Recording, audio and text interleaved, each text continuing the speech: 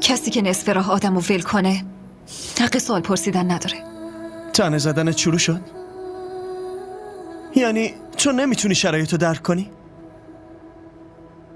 بابام هم درست همینطور منو بین غریبه ها ول کرد و رفت. پشت سرشم نگاه نکرد. من تا به امروز نتونستم اون لحظه رو فراموش کنم. هنوزم دستشو حس میکنم که سرمو نوازش میکرد.